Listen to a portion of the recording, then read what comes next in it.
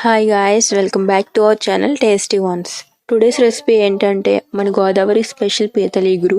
మన గోదావరి పీతలకు వచ్చే ఆ టేస్ట్ ఇంకే పీతలకి రాదండి. చాలా టేస్టీగా ఉంటుంది. మీరు ఈ రెసిపీని తప్పగా ట్రై చేసి ఎలా వచ్చిందో కామెంట్ చేయండి. మరి ఇది ఇప్పుడు ఎలా ప్రిపేర్ చేసుకోవాలో చూడండి.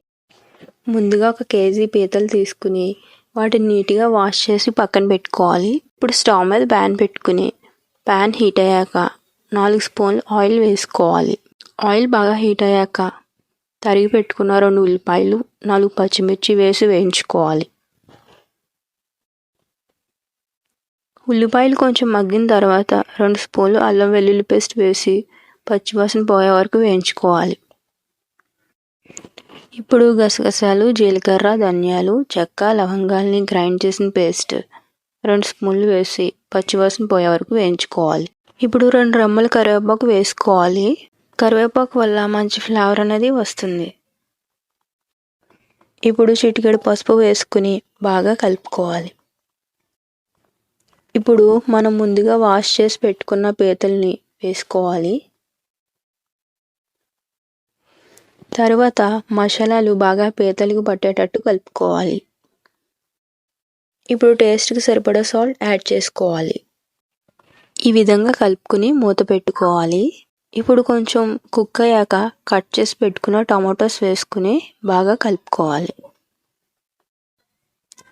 అవి మగ్గాక 3 స్పూన్లు కారం వేసుకుని బాగా కలుపుకోవాలి. తరువాత 1 స్పూన్ గరం మసాలా వేసుకుని పచ్చివాసన పోయే వరకు వేయించుకోవాలి. ఇప్పుడు 2 గ్లాసెస్ వాటర్ వేసుకుని ఒకసారి కలుపుకుని మూత పెట్టుకుని 15 to 20 minutes కుక్ అవనివ్వాలి. ఇప్పుడు మధ్య మధ్యలో మూత తీసి కర్రీని కలుపుతూ ఉండాలి, లేదంటే కర్రీ అనేది అడుగంటుతుంది.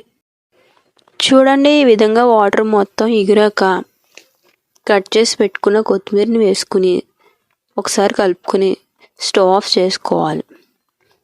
ఇంతేనండి, మన గోదావరి స్టైల్ పీతల ఇగురు రెడీ. ఈ రెసిపీని మీరు కూడా తప్పక ట్రై చేసి ఎలా వచ్చిందో కామెంట్ చేయండి.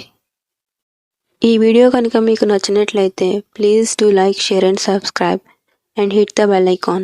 Thank you for watching. Bye bye.